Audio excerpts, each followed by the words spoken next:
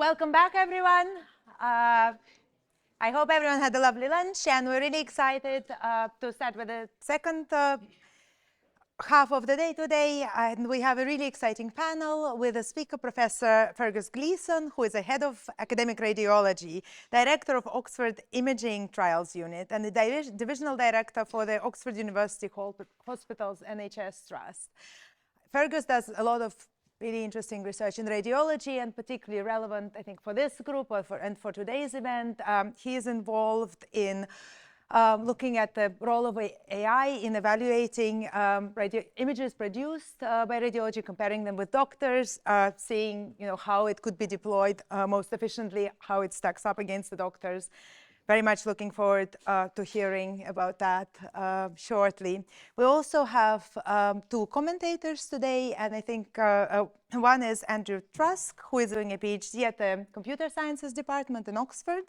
Andrew's particular interest is in AI and privacy, and he applies it quite widely, but he has done some work with the implications to digital health, and I think this is a really relevant commentary. And finally, we have a Professor Konstantinos Kamnitsas.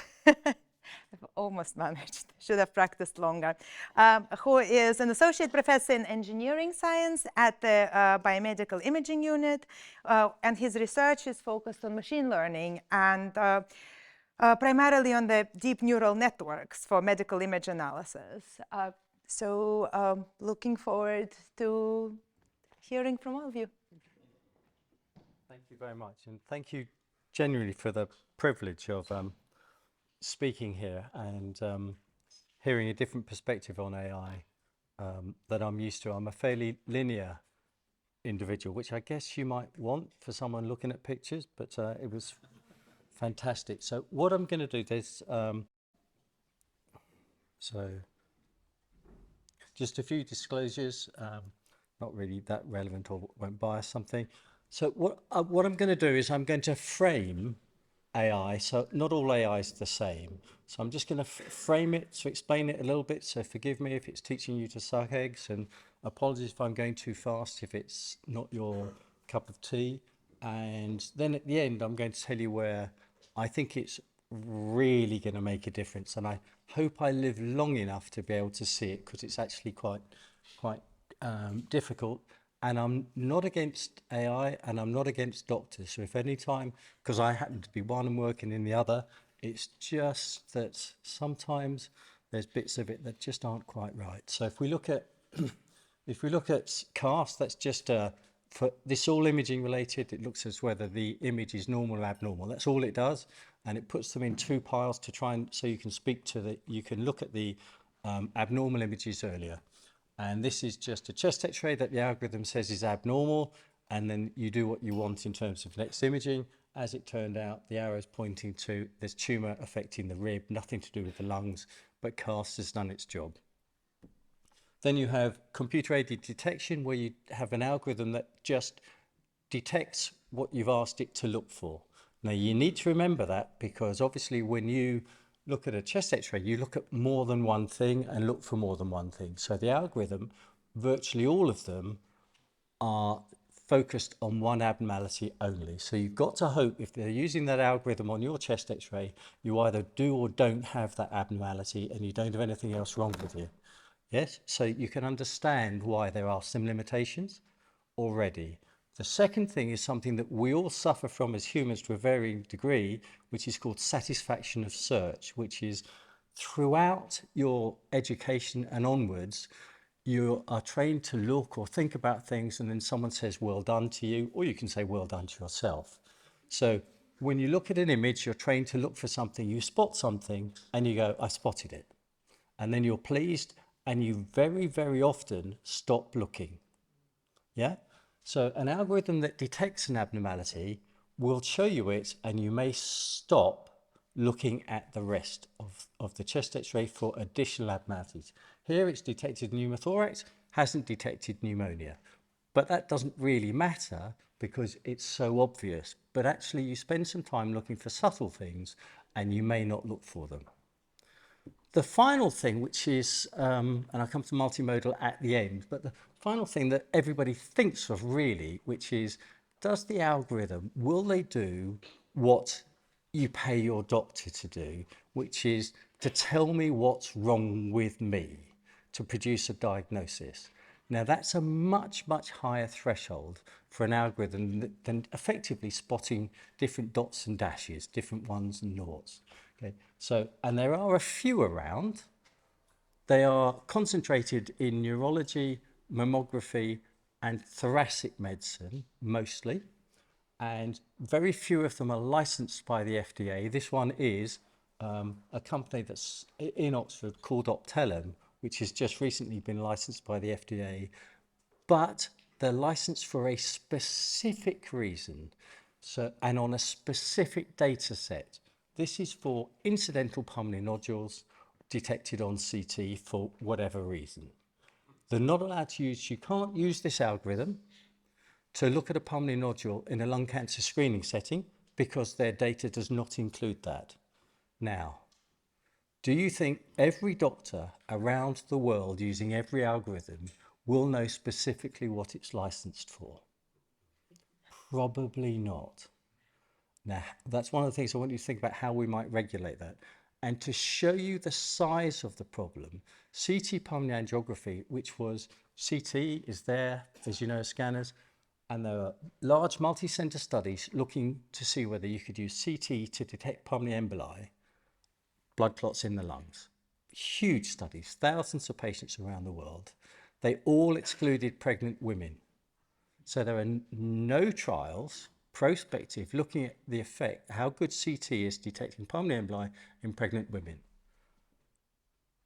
But it is used routinely throughout the world to detect pulmonary emboli in pregnant women without any data to support it. Now, it may be very good at doing it, but the trials excluded it. It's not the doctors behaving badly, they're trying to do the best by their patients, etc., but there were specific reasons why they excluded pregnant women in CT pulmonary angiography, such as increased blood volume, increased cardiac output, radiation to the breast, how do you get ground truth, a whole bunch of stuff. So magnify that by whatever number of algorithms are going to be out there, and you can start to see how difficult it is going to be to know when you can and can't use an algorithm, what it was and what it wasn't trained on. So we now need to think about, well, actually, will anyone apply these things? Are we any good? Here's lung cancer. There on the left, a year later, as is the natural history of lung cancer, it's got bigger. Now, it's fairly obvious with the arrow on it. There's a nodule. We don't know why the doctor missed it. Do doctors miss lung cancer on chest x-rays? Yes, they do. How many do they miss? They miss about 15 to 20% of lung cancers on chest x-ray. The general public doesn't know that. Does it matter? Sometimes. Very often the patients have symptoms such as cough with blood in it, weight loss, a whole bunch of other stuff, and they get further investigated. It doesn't matter. A small percentage of the time, it does matter. And that graph over there shows the difference between detection and non-detection. There's lead time bias and a whole bunch of stuff in it. But it just shows that actually we're not necessarily that good. Everybody's about the same. There are some people that are better than others, but on the whole, across the world, the size of the lung cancers missed is around about the same, average 16 millimeters, and about the same number are missed. So there is scope for improvement. So in about 2016 to 2018, this was from the BMJ, there were all these articles coming out saying that I was going to be made out of made redundant. Well, that's actually fine by me, but you know there are some problems with it. And then there was this article in Nature Reviews Cancer, which talked about the development of AI, and at some stage it's going to overlap humans. Now, assuming that it takes you take clever children from school, top 2% academically, get into medicine about that, takes 6 years to train them, then take about 8 to 11 years to train as a radiologist, etc. I would hope that actually we're in the complex side of this equation in terms of a complex ask. So it's going to take some time for AI to catch us up. Some of my colleagues think that actually, and I'll come to it, actually Radiology is way to the left and is the simple side of this equation, because all you do is spot dots or little bits of things, and that's the end of your job. Not quite. I put this slide up because there's now journals on medical AI, and it's exploding. Every day there are articles coming out saying that artificial intelligence is better than doctors or as good as doctors at doing that doctor's specific task. So we need to think, well, it's escalating. If you look at the number of publications, it's really escalating. Is it that simple? So I was teaching on this case Tuesday morning at 8 o'clock. This lady came into casualty and was short of breath with a cough. Her chest x-ray, let's say we've got CAST. The CAST algorithm spots it, says this one's abnormal. And the lung cancer algorithm spots it and says there's possible cancer there on the left. So doing their job so far. Kamnitsas has a CT. We use the lung cancer algorithm for our CT. The only thing is this lady doesn't have lung cancer. So what she's got is a pulmonary artery that's twice the size of her aorta. That's abnormal. The aorta should always be bigger than the pulmonary artery. So there's something wrong with her pulmonary arteries, which explains her cough and her shortness of breath. But we haven't got an algorithm for that. But let's just say we did have an algorithm to look at the pulmonary arteries. So there, what we can see, there's a blood clot. The algorithm has spotted a blood clot in her pulmonary artery. Did we know we needed to deploy that algorithm at the start? No, but maybe we deploy all the algorithms, okay, all at once. I come to who's going to pay for these things because they're not free. But actually, it spotted the clot, but what it didn't spot was something called the claw sign. And you can see it's got a particular shape. So this patient actually has got chronic thromboembolic disease, not acute pulmonary embolic disease. So do we have an algorithm to differentiate acute from chronic? No. So it gets more complicated. Suppose we have a great algorithm that detects pulmonary emboli. Really great. Now there's a slight problem, which is that when CT pulmonary angiography came along, it was able to detect pulmonary emboli that you couldn't see previously with VQ scanning. Okay, so the ability to detect pulmonary emboli from CT increased. So the number of pulmonary emboli being detected increased. Fantastic. We did more and more tests, we detected more and more pulmonary emboli, but we didn't have any effect on care. Now imagine you have an algorithm that really works and can detect all pulmonary emboli, better than the humans can. So now we're going to detect more and more pulmonary emboli using the algorithm, but actually that may not be to the benefit of the patients. One of the things you need to remember about your lungs is not only do they help you breathe, they filter. All the blood goes through it, gets filtered at some stage. So maybe these tiny, they're called subsegmental pulmonary emboli, maybe it's perfectly okay to actually have a few subsegmental pulmonary emboli. Maybe you shouldn't anticoagulate these patients. Maybe you should only anticoagulate those that are symptomatic, that have a certain size pulmonary emboli. How are we going to make that judgment? Don't know yet. Okay. So one of the things about artificial intelligence, so over there's something called the Dunning-Kruger effect, which is, as far as I understand it, that when you know very little and you're doing a task, you can overestimate your ability doing it because you know very little. So when I was growing up, there was someone called Yosser Hughes in the Boys from the Black Stuff, who used to walk around saying, I could do that, I could do that. So when you know very little or nothing, but you see a task and you think it's simple, you say, well, we can do that. And when you learn more and get better and know more and more, one, you start to realize how little you know, and two, you don't understand why other people don't know what you know. So that's the Dunning-Kruger effect. And that seems to be applying in both directions in imaging and artificial intelligence. People look at it and they go, well, all you're doing is this. We can set a machine, and you can't really explain what you need to take into account. You can, but you need to think about it. So this is this thing, I love this thing from Mencken, which is basically, actually, if it's really difficult as a question, it's really difficult as an answer, I think. Okay, so do a bit about medical competence. So take this not with a pinch of salt, but not an attack on the medical profession. Okay, obviously, because that would be I'm a trade unionist, and that would be wrong, because doctors are absolutely brilliant, as you know.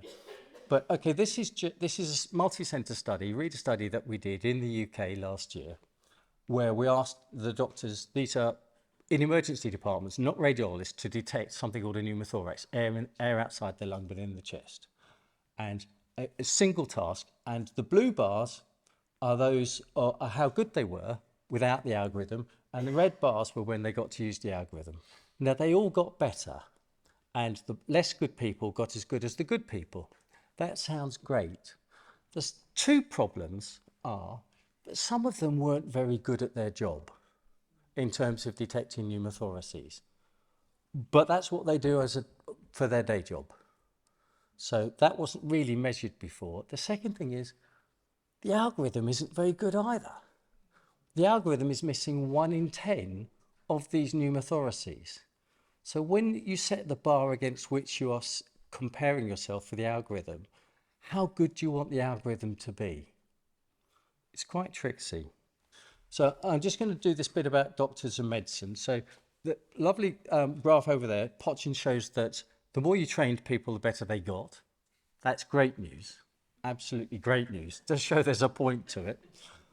And then this stuff is about how you determine how good the doctors are. Now, if you're a pilot, you get in a sim twice a year, every 6 months after you're qualified, and you have to pass a certain threshold for the sim, otherwise you're not allowed to fly a commercial plane. Now, here I am, and there's a commercial pilot beside me. Now, someone says to me, when was the last time that you were examined, Ferg, on your job? And I went, 1989, which is true, by the way. It's the last time I was tested at how good I was at my job in terms of exam. And you walk by, you say to the pilot, when was the last time that you were tested at how good you were at flying a plane? And the pilot says, 1989. You go, I'm going to get on another airline, don't you? Okay, so the reason for mentioning that is, so that SIM's a very good way of testing people. It's very difficult, we're just talking about imaging, it's very difficult to test people in different parts of the country. And what you're supposed to do, the GMC, what we have to do is, you have to review their working results and compare their performance with other doctors. That's quite difficult to do. I'm just talking about imaging because that's my remit. But now, if you have an algorithm that can be used on imaging from anywhere in the country or the world and produces a certain threshold, going back to wherever it was, you can see what the algorithm, so you now have a uniform threshold that you can compare yourself against. So I don't know whether that's an existential threat to doctors or not, but you can imagine that you've gone to a hospital fee service model wherever we're going to end up, and you know, my boss says, Ferg, I've looked at it, and for those CT scans, you're getting about 60% and the algorithm's getting 80%. Just remind me, what am I paying you for? Yeah. So just to bear it in mind. And does it matter? Well, the next thing is, this is another multi-centre study we did. That's a pulmonary nodule on the CT scan. And all they had to do, didn't have to detect it, they had to decide whether there were 400 of them, whether they were likely to be cancer or not. Now, when they used before they used the algorithm, after they used the algorithm, this is an RAC curve, they got better. But they all got better, but not every time did the algorithm outperform them for every single nodule. So as a class, i.e. as a population, but not necessarily as an individual or a patient. There's a big difference. You know, when you go see your doctor, you're interested in how good they treat you as an individual, not as a class. You know, you want to be in the ones they get right. Okay, so how does that doctor know whether to override the algorithm when the doctor doesn't know how good they are at that task? These are questions, not I don't have. If I had answers, I'd have been in the first sessions, because, boy, I had to look up some of those words. I'm sorry about that. I spent corrigible. I spelt it wrong 3 times looking it up. All right. So what I'm going to do is show you how complex this is. Just a little bit about how complex it is to develop these algorithms. And I'm going to use this baby in a pram. So apologies if that's too simplistic for lots of people. But we have unlimited resource and money, and we're going to do the world's largest multi-center study to develop an algorithm to identify a baby in a pram from just about anywhere. And that you can think of, that's a cancer on a CT scan. So nodule cancer, CT scan. So the CT's the pram, the nodule's the baby. Okay. So our first question is, what's the definition of a baby? When does a baby stop being a baby and become a toddler? And do we all know that definition? So when is a nodule not a nodule? Quite tricksy, because I'm getting all these pictures of babies from prams from all over the world, and I'm looking and going, that's not a baby. You know, they're wearing long trousers, for goodness sake. Okay. The next thing is, what's the definition of a pram? Yeah. And you know, I trained in Los Angeles. If you go to Los Angeles and you look at the prams they have there, and you come back to here, you think that we're definitely a third world country. So what's the definition of a pram? And then, of course, let's say we did this 100 years ago and we were way ahead of our field, and we developed a fantastic algorithm to identify prams. 1922, we were like the railway barons. We could print the money fast enough. But of course, things change, and the algorithm that we developed no longer works on modern prams. And this really matters, really, really, really matters. So technology changes. We're going from crystal technology to chip technology for scanners. And then if you look at this thing about, we spent, as a world, as a country and as a world, we spent tens of millions in the UK and hundreds of millions worldwide developing algorithms to identify COVID on CT scans and on chest x-rays. But the virus changed and someone invented a vaccine, so the patterns changed, etc. So does this matter? It does, because when you apply for your license to the FDA, the MHRA, or whatever, you give them what the data sets, you tell them how you've done it and all the rest. They say, that's great, you can use it for that, it worked. What you can't do is 6 months later bung in a whole bunch of additional data, not tell the FDA about it, change the algorithm and keep using it. So medicine fortunately changes, and changes a lot, and that's really good, but it's really tough on the algorithms. Okay, and then this other thing about people say, well, they're very expensive. What we're going to do is federated learning. We're going to leave the data where it is for patient confidentiality, and we'll develop the algorithm and we'll test it in all these different centers. But of course, actually, we don't know. We don't agree on what truth is and things like that. So it's a real problem. Okay, and then there's image quality. Algorithms reject. When you develop your algorithm, you go, that's a good image, we'll use that one. That image is blurred, it's rotated, that one's actually not got the whole chest on it and all the rest of it. We can't use that, of course. So when you use the algorithm, you need to know how good the data sets it were in terms of how it's being used.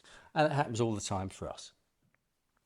And then one of the things that you do when you go to your doctor is, say it's cancer, say it's an infection or whatever it is, you want to know what you've got and how long it's going to take you to get better. Yeah? So how do you deploy an algorithm for that? So what your doctor does, your doctor often says, not sure, time will tell, go away and come back. Yeah? And then they see you a bit later, and whatever it is has got a bit worse and it's a bit more. This obviously happens, doesn't it? Because if you go on day one, you may have minimal symptoms, rather like you say, I think I've got a sore throat, I'm not sure I got COVID, you know, and you wait to see if you develop COVID, etc. So there's nothing wrong with that, it makes perfect sense. It's the way of doing it, but it's really tough for an algorithm to predict what's going to happen over time. This nodule was too small to detect right at the beginning, and it's got bigger and is clearly going to be cancer. But at what stage are you able to say who this little baby is going to become? It becomes Arnie, yeah? Would have taken some time to be able to do that. And that's real algorithm stuff. So this is from Nature Medicine from Google, about that their algorithm for lung cancer screening was as good as doctors, as long as the doctors didn't have the time course of what happened to the nodule. But obviously doctors do.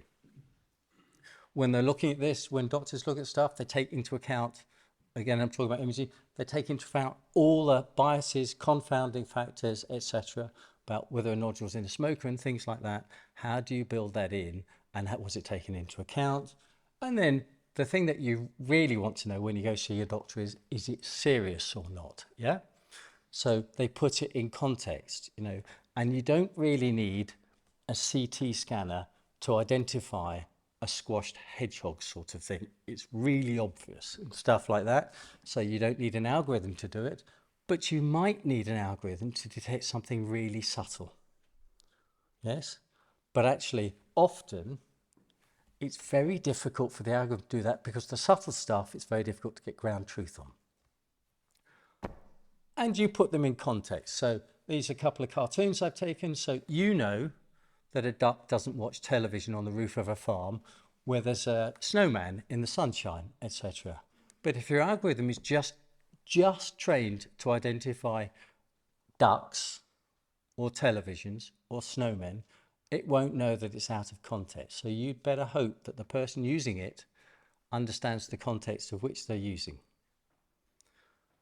And I think I've really shown this to Alison. I think this is one of my favourite slides, which is over there on the left. The images gets worse. The algorithms give up about halfway through because the images aren't good enough, but you still know it's a dog, a skier and a building. But this one is the specific point. This was during the pandemic. It's a good group, and they developed an algorithm to identify COVID on chest x-ray. It was pretty good. And then they showed it a cat, and actually not seen a cat before, but it knew it was COVID. Fair point. I'll get rid of this one for time's sake. So we move on to, you know, even if you have a good algorithm, you need to determine who's going to use it. Now, I'm running a number of prospective AI studies, and this is one which I think is going to fail, not because of the algorithm, but because of the doctors. And I'm not being critical of them, I'm just pointing out. So we have an algorithm to identify lung cancer on pulmonary nodules, and we've got thousands of patients in it collected prospectively, and prospective data is much more valuable than retrospective in determining worth. And there's a whole bunch of things about distribution shift and et cetera, and you can't clean the data. You've just got to take it as it comes in. You're tough luck and all the rest of it. Here is one of our patients put into our prospective study to see if the algorithm can identify whether that's cancer or not. Okay. The problem is it's not even a nodule. It's a bit of linear atelectasis. But the person interpreting the scan didn't have the luxury of, or didn't look at, I don't know, that actually it's not a nodule. So they fed it to us. So the algorithm gives a percentage of it being cancer because that's what it's trained to do. But actually it shouldn't ever have been in the study. Now, I've got this moot point now. I'm going through trying to work out whether I'm allowed to remove all the patients that actually don't even have nodules in my prospective study to see whether the algorithm is any good at identifying nodules, etc., which you can't, so we'll have to report them as a separate subclass.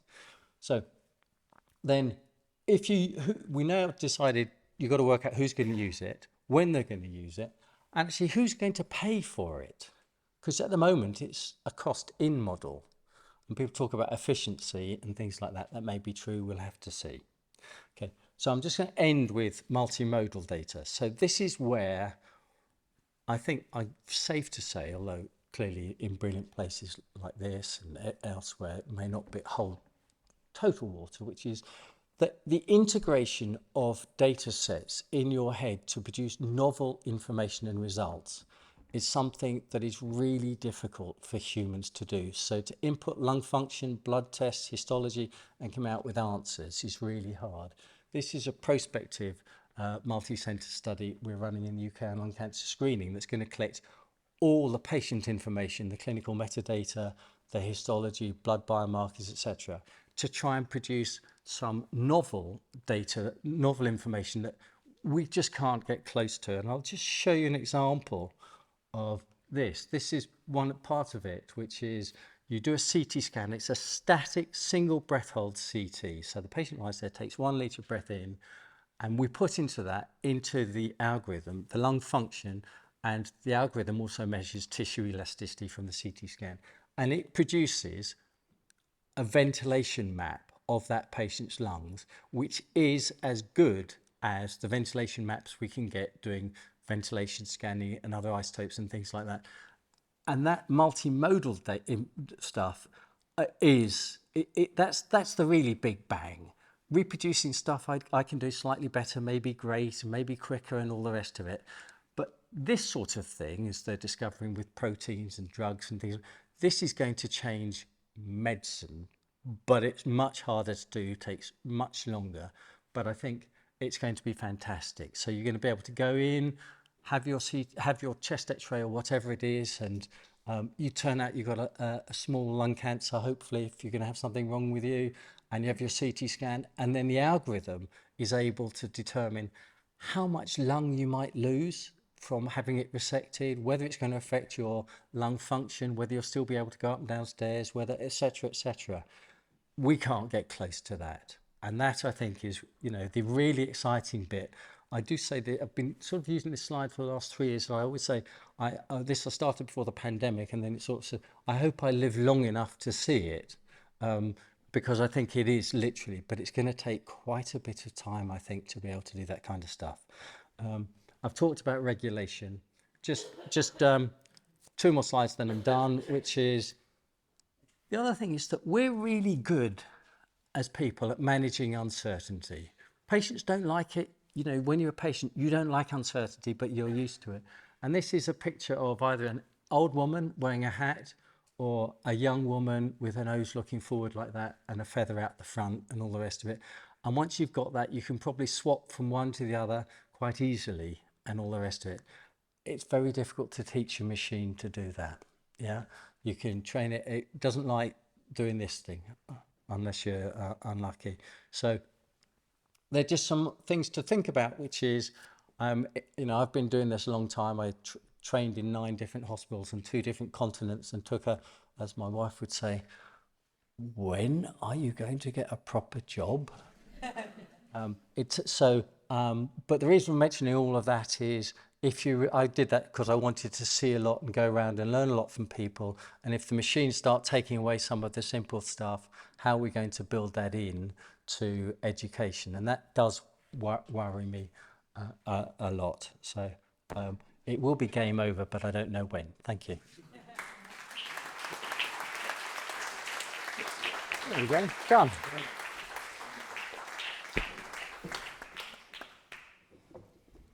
Thank you very much for this excellent talk. And I think I'll now invite our commentators, Andrew first, to comment on it.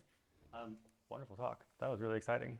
You just like pictures. I do like pictures. I'm a big sucker, and I get great big view of pictures from up here. So yeah, I think I share your kind of cautiously optimistic view of sort of what AI and algorithms can be good for. And so as introduced, I focus on privacy enhancing technologies, and privacy being this kind of one type of misuse that people are worried about that often limits access to healthcare information, which can make training algorithms quite difficult if you don't have access to enough data to be able to make it accurate. And so there's this sort of interesting, often ethical debate on like how much access should be granted and in what tools and these types of things. And to that extent, I kind of wanted to attempt to introduce a handful of potential bridges or potential topics to, I guess, the work that you do and that I do in a related field that members of this room could hopefully think on and maybe solve for us or make some progress for us, because I think there's a certain degree to which different clusters of people specializing on different problems. I think the most accessible place to start is the degree to which we're trying to take decision processes that humans do and translate them into an algorithm, and you discussed many of the potential failure modes. One potential point of leverage that could allow a lot of our opinion as to how we wish that happened to make its way into AI systems is that AI systems are auditable in ways that human decision making often isn't.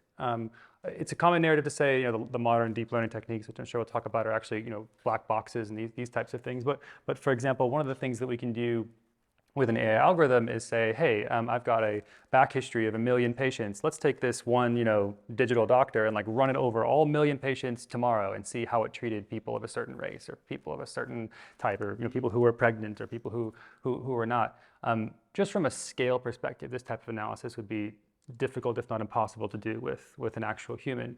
And so even though there are lots of failure modes that have been discussed today, there's also this interesting point of leverage that in theory we can try to tackle these types of things. But I think one of the big questions in the AI field is exactly what should we be asking? What should we be trying to figure out and interrogate? So, and one of the reasons why I think this is a particularly urgent question is that we're about to encounter newly scalable ways to do this type of auditing. So here in Europe, there was an act just passed about 2 months ago, the DSA, or the Digital Services Act, that requires AI systems of certain categories to be audited. No one knows what that means yet, or exactly what all they should be audited for, or the process by which they should do it. But there's sort of a new requirement, and there's going to be a big need for sort of thought work in this area.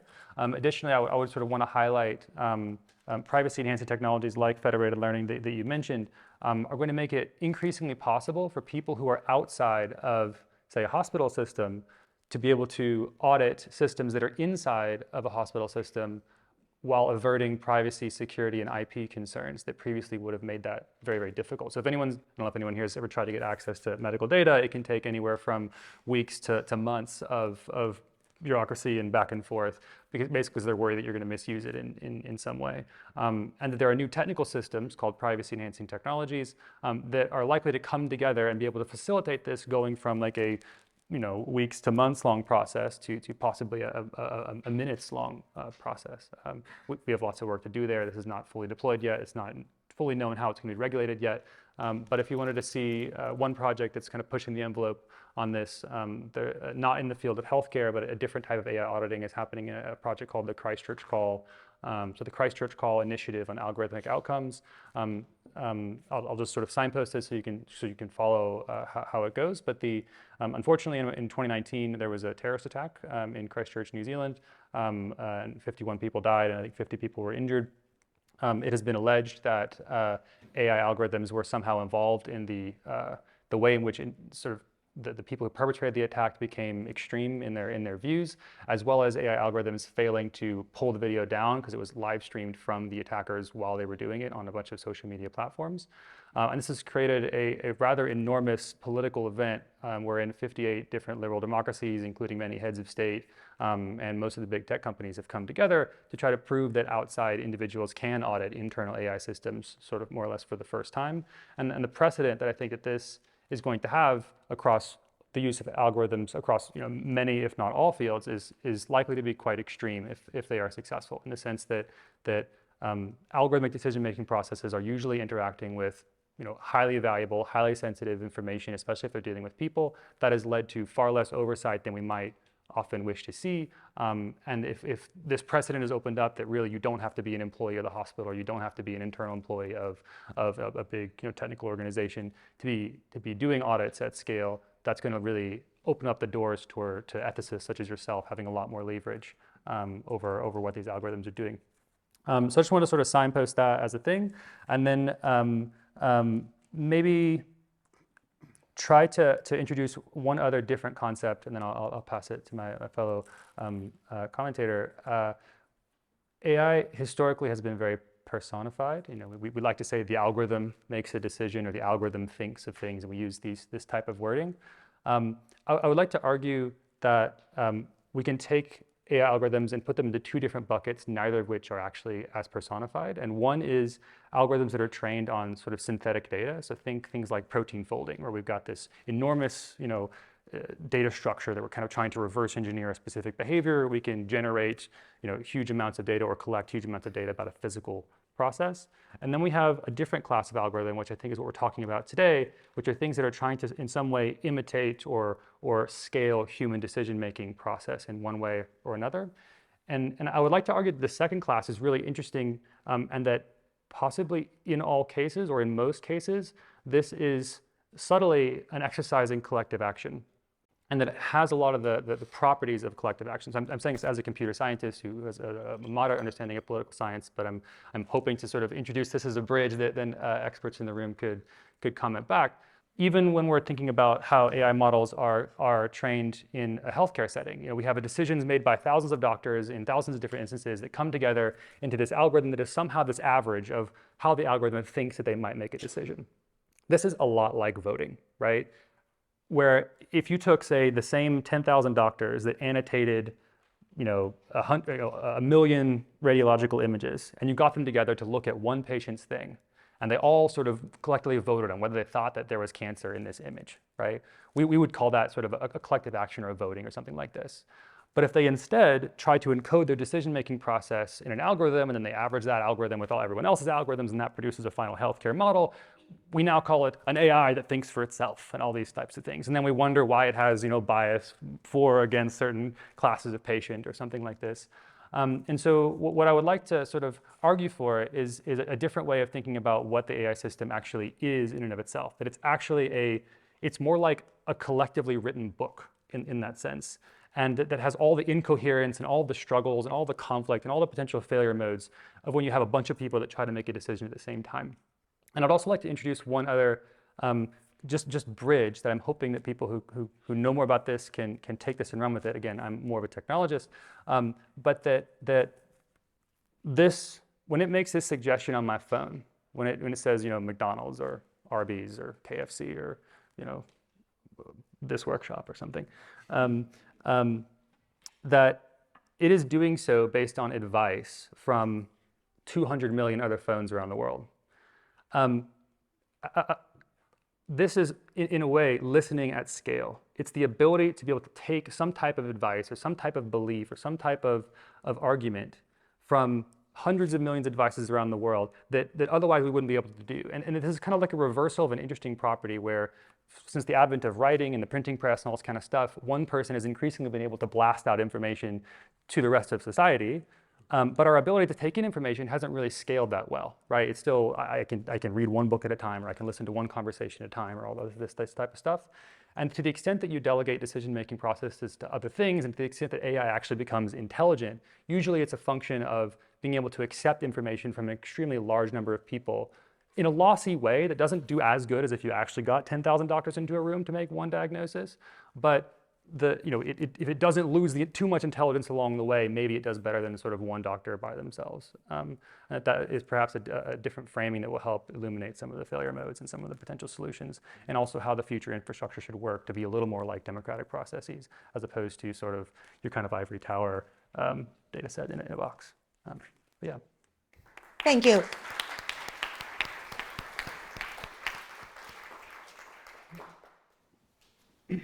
Thanks a lot from me as well for the great talk.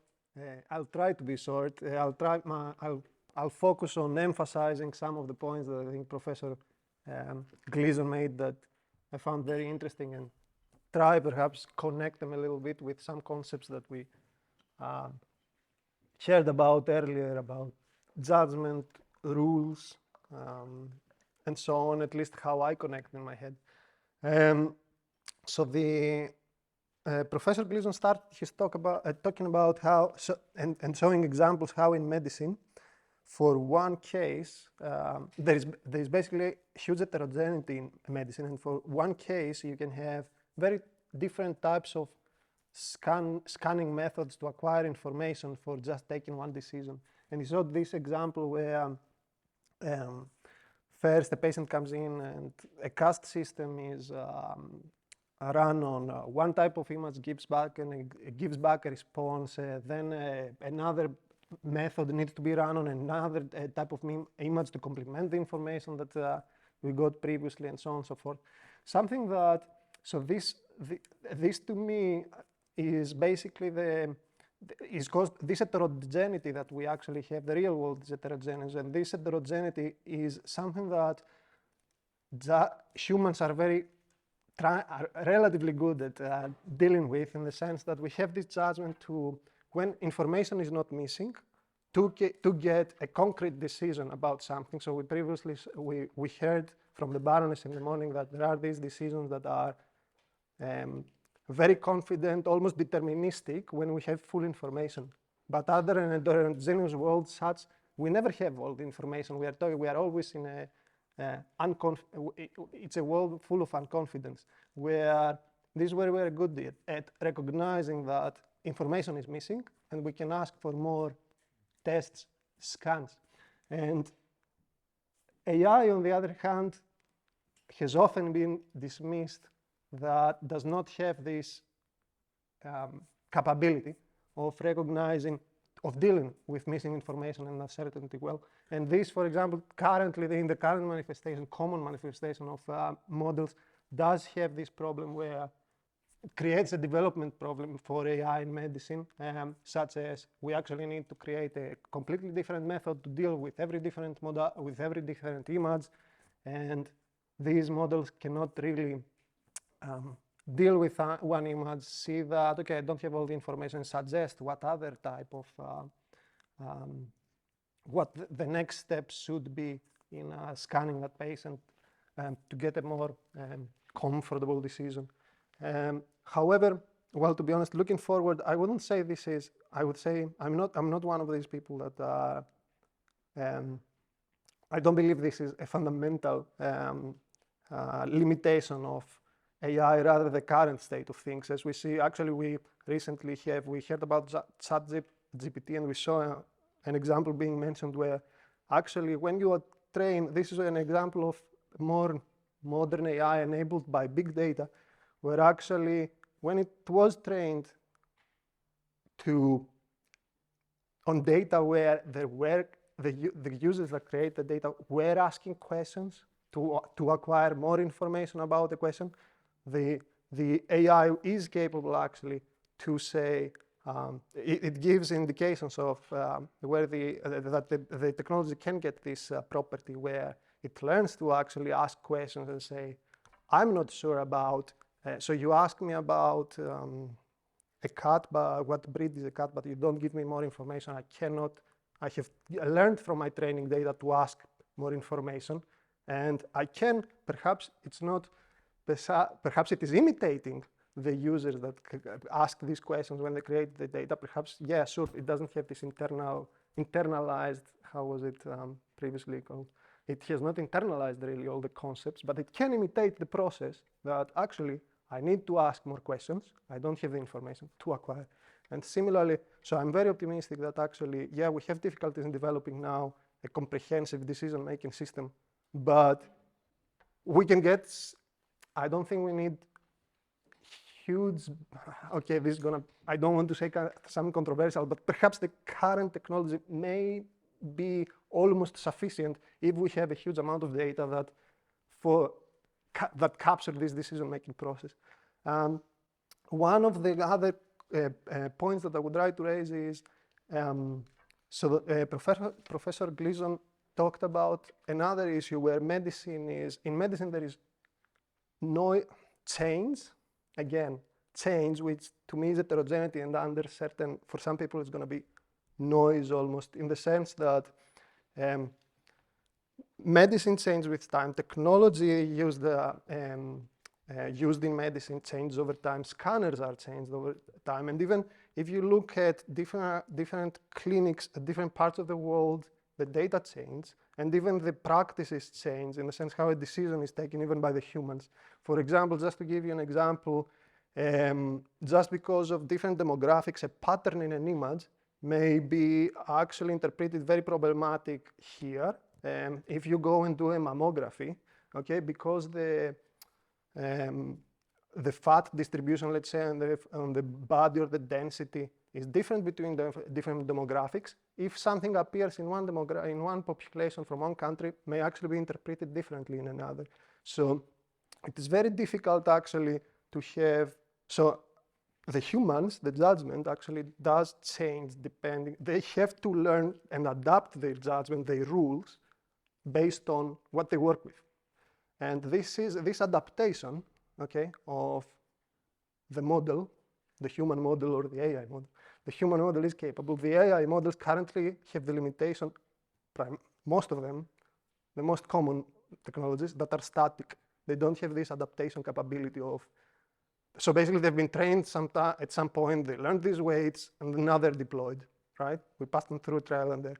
And then it's very difficult. So if I want to deploy them in every part of the world, because the world is heterogeneous, it's really a bigger challenge, because we really have to create a different one for each such different scenario, which is very difficult. So perhaps we should be something that is worth thinking is about how adaptability of such models is necessary in order to actually scale the use of AI in the world. And of course, this creates a lot of other problems, such as if the AI is allowed to adapt, right?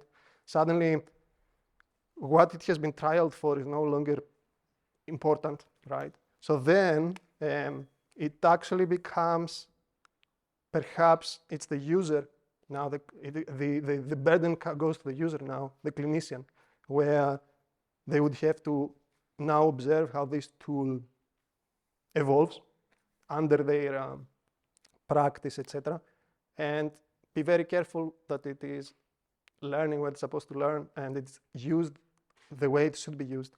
And to connect with my final point is that if we are now thinking about an AI that its judgment adapts, let's say, and it evolves under the practice of a user, and of course it has to work with the user, the two judgments, human AI, to complement each other, etc. How do we do that? In the sense, how do we align, and to what extent the human to what extent the model must be interpretable for the human? Should they be speaking the same language, right? Should they be learning to behave with the same rules, okay? Because AI, we know currently, most of the models, you just throw data at it and they learn whatever they want, patterns, rules about the data, right? Should they be following the same as the human? And on the other hand, the human, to ensure safe use, should we be asking from the doctor or extrapolate to every other domain, the user of the AI, to actually know exactly how the AI works and how it takes decisions, based on what rules, to be able to work with it? So if I'm taking information from AI, the way that it's going to influence my own judgment, should I know exactly how this decision is taken, how the model works and exactly this decision is taken? Are we putting more work on the clinicians? They have to study one more year for computer science and machine learning before they are allowed to use these tools? I'm not sure. Anyway, these were the comments for me. I hope we can discuss a little bit further.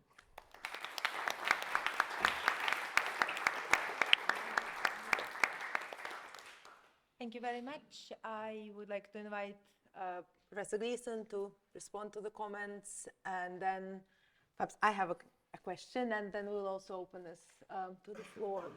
Yeah, well, I think I've spoken enough in terms of, I do like the idea of the algorithms asking for data that they don't have, yeah, and adapting.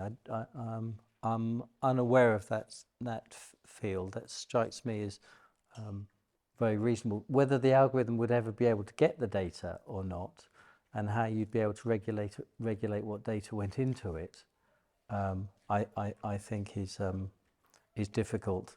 I'm just going to comment that I'm very sympathetic to getting data out of the NHS is very hard. But actually, you probably want it to be quite hard. It drives me mad as a researcher, but as a patient, I think that's really good. So I agree with that, but I've spoken long enough, so I don't know whether they want to ask questions. Or you. I was wondering if I could throw in my question. So full disclosure, I'm a sociologist, so it might be a very naive one, but I was very interested, and I think this is a theme that came up in different slightly incarnations, both from the speaker and from the commentators, about the role AI will play and how does it interact with the human users. And Professor Gleeson also mentioned that there's all these articles and all these predictions that we don't need radiologists anymore. There'll be this brilliant AI who's going to do it so much better now. And apart from all the concerns that you raised, I was wondering whether we're also thinking about that currently a lot of all these algorithms that trained on the data we have, they're actually trained on the decisions that the doctors made in the past based on the quality of images we have, on the shape of the diseases as they, say pre-COVID vaccinations, how they looked like, and so on and so forth. As you say, technology evolves, and drawing parallel to the sort of day-to-day use, I started driving when we had smartphones to guide me. I probably could drive following a map. I would really struggle. And I would need to kind of get 3 times as long time to get from A to B, probably. And I was wondering if that transfers to radiologists, and if we start adopting more and more algorithms, do you foresee a risk where we are in a situation where algorithms are doing, they replaced humans for doing the simple tasks. They are now, we now have half the number of radiologists. The others they're doing other kinds of jobs, or they're taking a degree in computer science to interact effectively. But as a result, new images emerge, new shapes, disease transformed, and we still sort of have algorithms trained on the past. How well can the algorithms on their own, without the input of all those doctors and expertise, evolve in a way and become accurate? And then similar parallel problem, you mentioned pregnant women, and I think it's quite broadly, often with women generally, they seem to be underrepresented in many, or at least in the past they were underrepresented in many clinical trials. Being pregnant, I found out there's basically no medicine you can take. At least any simple one. I've never tried anything complicated, but even the flu medicine, you look in the box, it says has not been tested, not recommended for pregnant women as a result. So then we'll have images or data from all those people that has never been evaluated in the past. And as a result, we might sort of have the cycle of inequality that almost has no resolution anymore. Or can we leave AI to evolve on its own and sort of address those underserved communities or newly evolved? Okay, so I'll unpack a few things. The first of which is, I would never say the problem with pregnant women, because that would get me in real trouble. So just to be quite clear about it. But the artificial intelligence, so there's some stuff that humans do really badly, and some repetitive tasks that we still do some of, but that's going to go. So measuring things, you don't, going back to thinking about, you don't take clever kids and train them to say, now use a ruler. So all of that has to go and will go, and that will improve efficiency. One of the things that I'm struggling with is that the use of one algorithm after another. So if you have an algorithm that actually determines you have this disease, and therefore you then move into another pot, and then that algorithm looks at the scan. Because you've had that scan related to the first algorithm, you've now changed the pathway that currently exists. And I don't know what that effect is. And I don't know, I think people haven't started thinking about it yet, or if they have, they're not discussing it. So to give you a real life example, one of the scanning companies developed a way using Bayesian probability analysis for determining where a signal came from in PET scanning to make it more like ground truth. So you got a better image, you got more data from that voxel. The problem with that is that all the numbers that we recorded went up. So something called standardized uptake value in PET. So how radioactive that voxel was went up. But all the trials using all the drugs to treat that disease used the old method of measuring how much disease was there.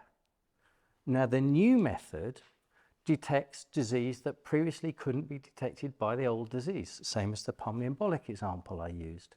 So if you have the algorithms that are changing the pathways, which is how you're suggesting how medicine's going to adapt, I don't know what that effect is going to, I don't know what that effect is going to be, but it is probably and potentially going to be quite significant, quite difficult to measure, and quite difficult to reverse. And that is very often why, when you do multi-center study and you're really careful about the patients you select, the the efficacy of the therapy is 85%, whatever it is, but when you apply it to the population, it drops because the patients are less well selected. So what we might be doing is developing therapies, etc., based upon much more narrow populations than are in the real world. And I don't know, but it is going to be a significant problem, I think. Don't know. That's an ethical and morning sort of session, as opposed. So that's one issue. I think nobody at the moment has to worry about losing their job. One, because there's more illness, there's more people, and as medicine changes and as people change, more treatments become available. As far as I can see, there was a film called Field of Dreams by Kevin Costner, who said, build them and and they will come. He was talking about baseball pitches, but there is no worry about care. What there is a worry about is whether there's enough people to do it, enough intelligent people, and then how we train them.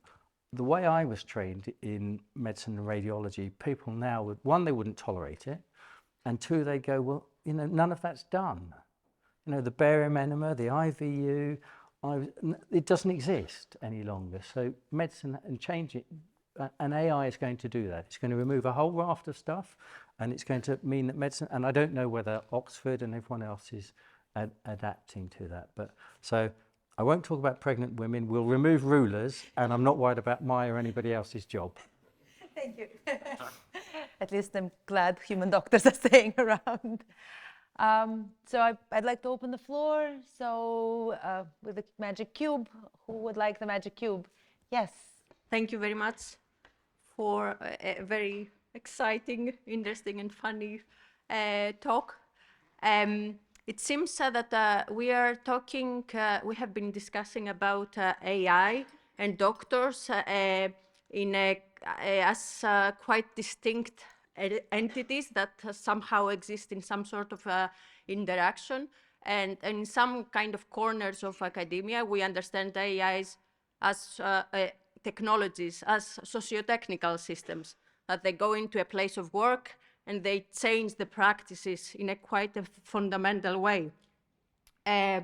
So I'm assuming that when an AI and a doctor are together, if the doctor disagrees with AI, somehow the doctor, if they have the time, they will have to make the case or in an auditable kind of way to record of why they are overruling perhaps the system, or what is the hierarchy in that kind of decision-making process for us to have some sort of auditable kind of process of why then we came to the conclusion that we came. So I suspect that a lot of change will have to happen when these technologies come in to the clinical setting or to the labs or to the ways that medicine is being done.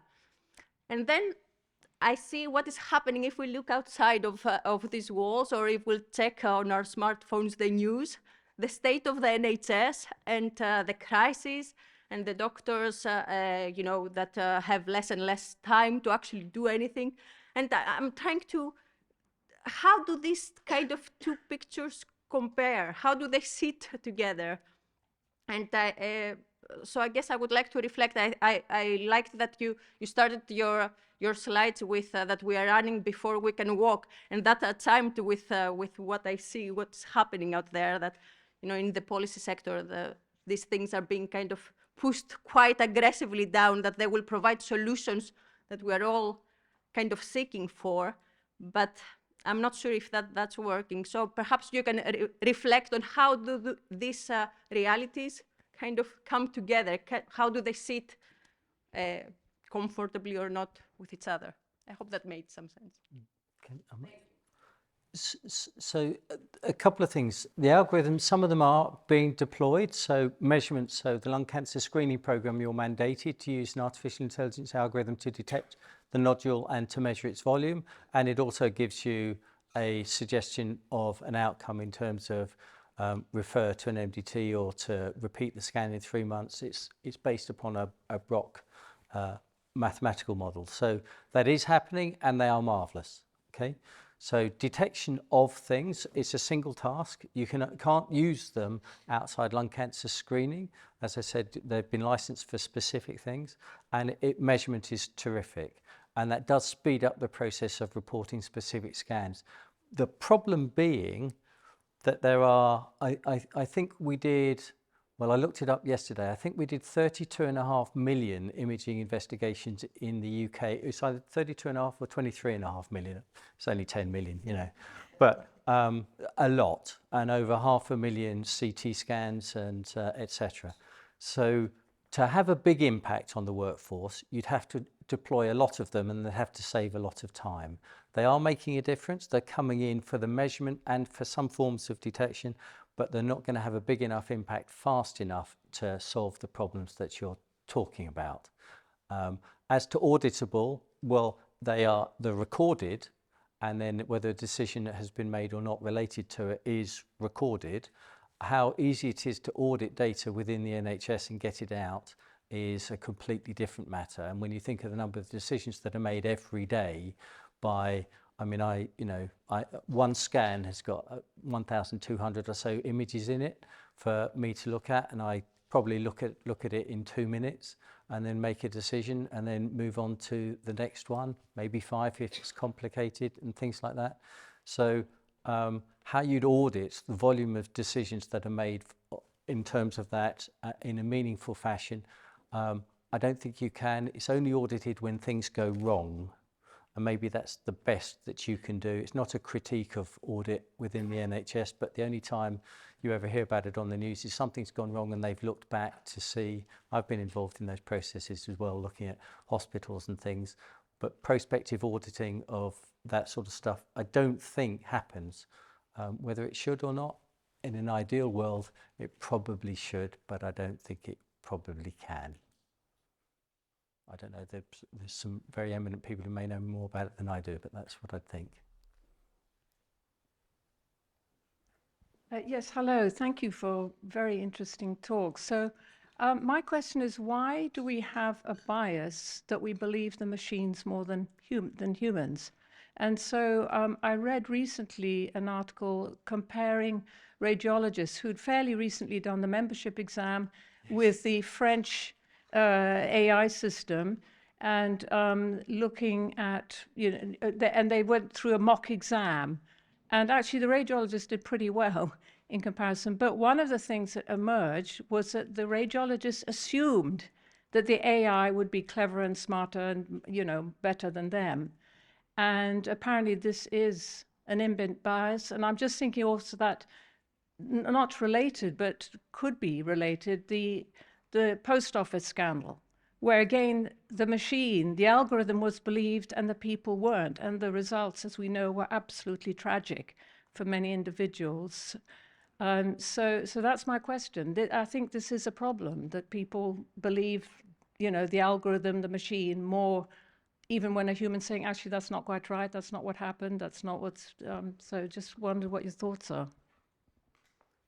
Well, certainly from my perspective, once you're told something, proving it's not correct is much harder for you than if you didn't think it, see it, or read it first. So when you're teaching the registrars and you're looking at chest x-rays and they go, I think there's a nodule there, previously you'd have ignored it, but now they've told you that there might be a nodule there. You spend some time trying to work out whether actually it's real or not. And saying there's no nodule, it becomes a much harder task. There are all sorts of perception bias, so that, for instance, in that we make our decision within 2 seconds, and if we look longer than 10 seconds, our decisions start to get worse. And it may be that when the machine says an answer and you spend some time looking at it, you think, I just don't know, I'll believe the machine. I don't know, there's all sorts of biases, but yeah, you often read something, you think it must be true, unless you know a lot about it. In the whole of life, I think that's true. Apart from that, also, whenever my wife tells me something, I assume it's true. If I may add, so I'm not sure if there is such bias as trusting machines in general. I would argue I will not say machines, but I will say science. Perhaps recently we saw that many people are skeptical of science in general, right? And some of us don't like that. So, so now going back to technology, I would say perhaps some people, so definitely we have examples of technology where people don't like technology. Some people are very skeptical if my mobile is actually listening to my conversations when it shouldn't. I would say, on the other hand, I think we have, when done right, for certain things, we have very good, for certain things, we have good validation processes of technology, for certain things, not always. So certain devices, or, well, when a device is validated well, okay, really, and then you can convince the public, you don't, a number of some big portion of the public, perhaps you don't have to convince, they don't have to find out exactly how everything works to trust it if they are convinced that the validation is done very, very well and the performance is very, very high and I can trust that number, then I can have confidence, right? So I assume that, I believe for certain devices we do have good validation, especially the original. You trust the planes, I believe, that you bought, right? For AI, I don't think we're ready for most applications of AI. For some, perhaps we're getting close, right? But perhaps this is one of the factors. For me, this is one big factor why certain people can have confidence to a machine when you have very good validation. Does it make sense? I hope it does. I think there was a question in the back earlier. Oh yeah, that's my. Oh wow, that's quite loud. Okay. Hi, thanks. Really appreciate all the contributions from the speakers so far. I was really curious if you've got any feedback in terms of how machine learning, predictive analytics, and the whole all these innovative technological tools can be used to enhance public health. I read previously that DeepMind had a partnership with one of the hospital trusts in London. And I just wanted to find out a little bit more about what you think in terms of using privacy-enhancing technological tools and system to analyze non-trivially large data sets while at the same time, you know, preserving privacy and respecting, you know, regulations, trust, audits, and all those kind of frameworks as well. I hope that is okay. I also had another question about using AI on device as opposed to sending it to the cloud. Maybe that might be a strategy that would make things more secure, but that can come afterwards. Thanks very much. Yeah, not representing DeepMind's views while I'm here today. I do think that there is a great opportunity that pets can give us in terms of scaling the amount of non-public information we work with. So like you mentioned that it's a good thing that we that it's hard to get access to data in the NHS. Totally agree, right? And that there are very high standards by which you have to overcome in order to be able to access sensitive health information. Differing standards in different parts of the world, but generally higher than average. If you think about what these standards are all about, they're all about preventing misuse, which is in part making judgments about you and in part trying to implement systems by which they could actually catch you and stop you and prevent you if you did start doing something. So maybe like if you go to the CDC in Atlanta, you would go into a physical building to work with CDC data. You would do your data science or statistics and that produce a Python file. You'd hand that Python file to one of their analysts. You fly home, and then a week later, one of their analysts goes through and makes a bunch of subjective decisions on whether or not the results should be allowed to be sent to you as specified. If they say no, you get to fly back to Atlanta and you get to repeat the whole process again, right? And and this is like an optimized process that can get it down to like a week, right? And if you think about a startup trying to go work with the NHS, it'll be a much longer process. The whole point of privacy-enhancing technologies is not just privacy, it's actually governance more broadly, which is all of the decisions, the big subjective, messy, imperfect system by which they are trying to allow use by preventing misuse. The hypothesis of this whole field is that can be automated through technology, and a lot of the optimism comes from like cryptography and a lot of governance things that cryptography has brought in us. And the hope is that you can take this exact same process, more or less, from a weeks to months long process to like as fast as going to a website or something like this, like very, very quickly, minutes to seconds. And that is only possible if you're actually enforcing the exact same policy, or more or less the exact same policy as what you would have if you went through the long, arduous process by hand. So automating bureaucracy, that's like probably the most boring way to describe privacy-enhancing technologies, but the outcome is extraordinary, because the outcome means that if I as a researcher, instead of just working with data here in Oxford, I could potentially work with data at 10,000 different academic and medical centers around the world, because now governance has been scaled, if that makes sense. And so the feeling and the effect, the impact to researchers could be, it could feel like there's suddenly 10,000 times more data in every scientific field kind of overnight, because you didn't have to like build new sensors or new data collection machines or whatever. You just made it so that instead of researchers only working with data at their own institution, now they can work with it across thousands of institutions. It's sort of like another kind of internet, but for non-public information.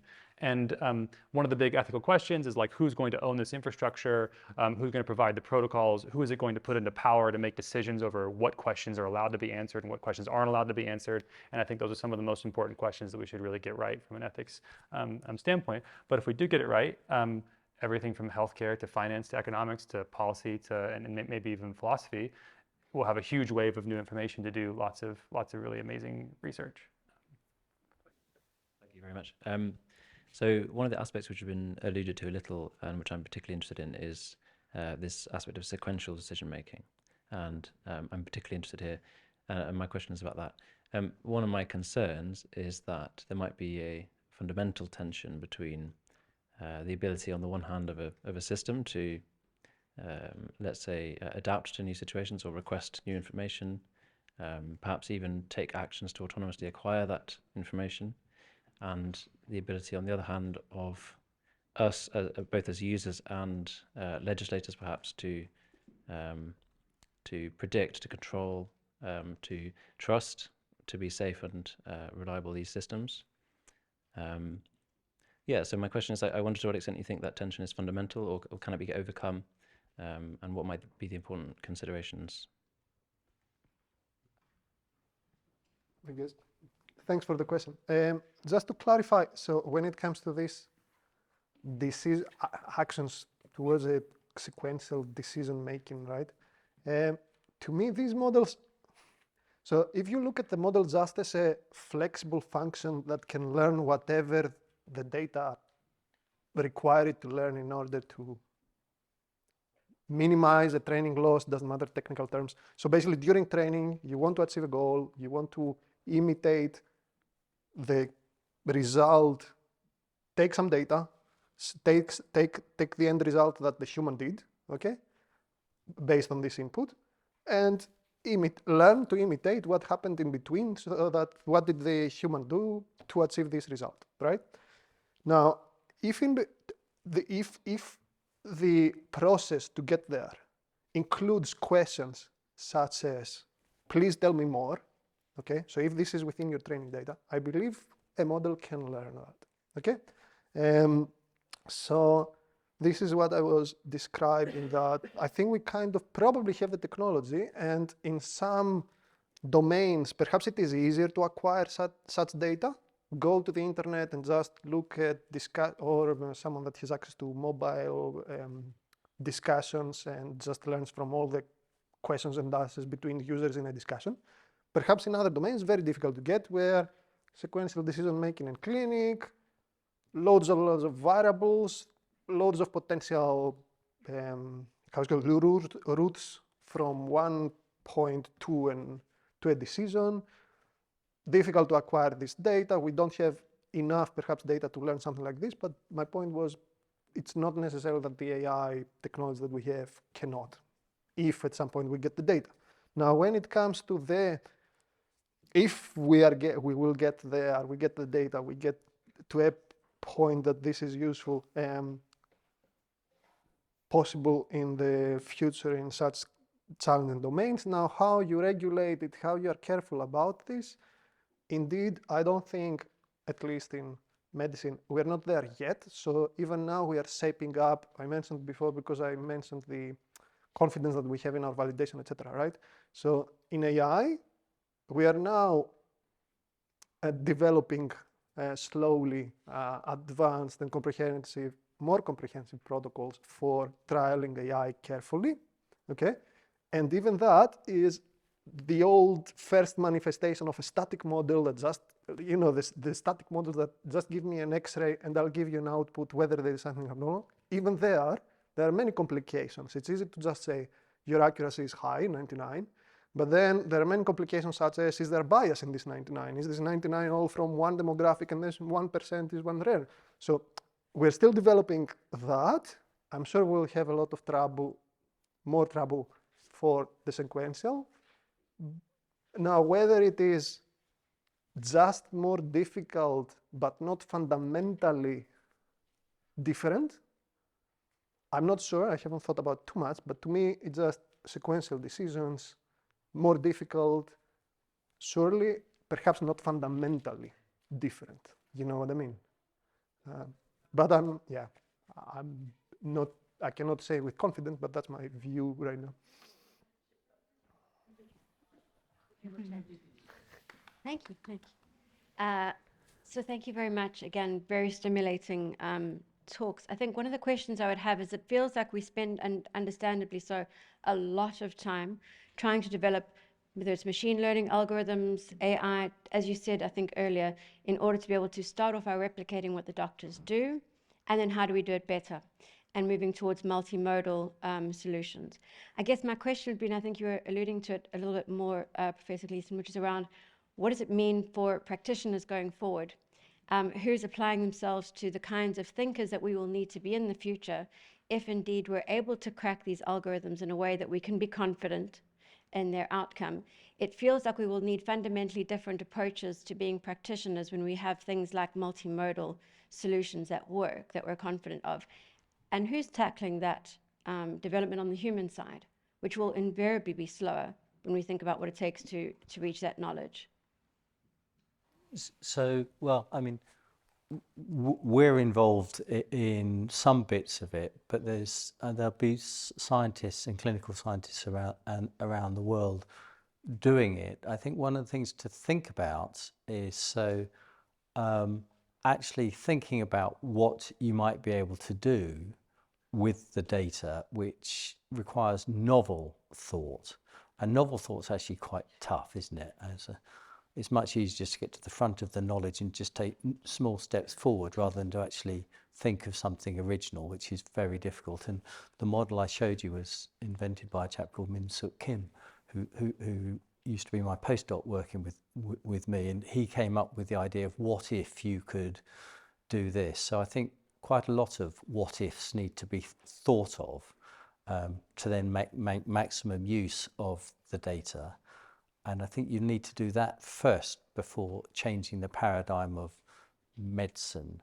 But I mean, I fundamentally think the paradigm of medicine is going to change over time with this information coming out. It's just going to take quite some time.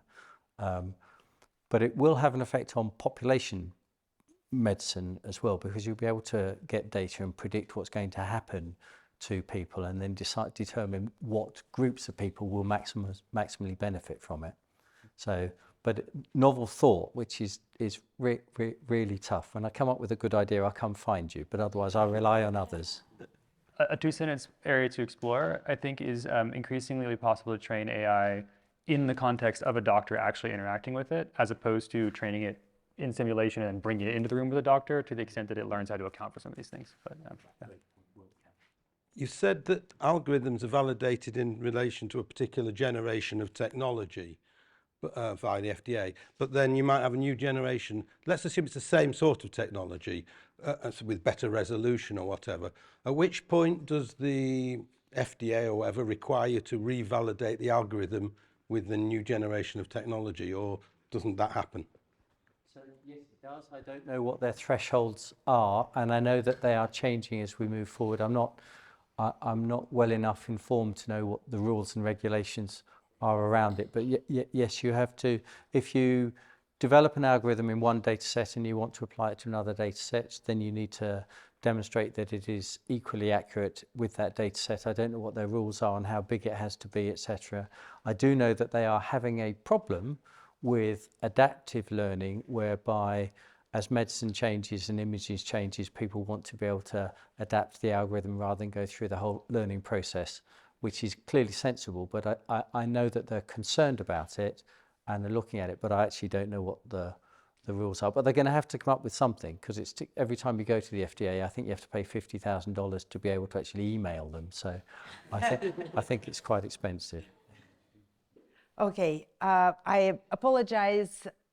I think I missed some people, and I really need that new algorithm for AI and judgment to monitor the whole floor most efficiently. I hope whoever missed asking a question, we can now ask it over tea or something. Thank you very much for great talk and a really stimulating set of sections.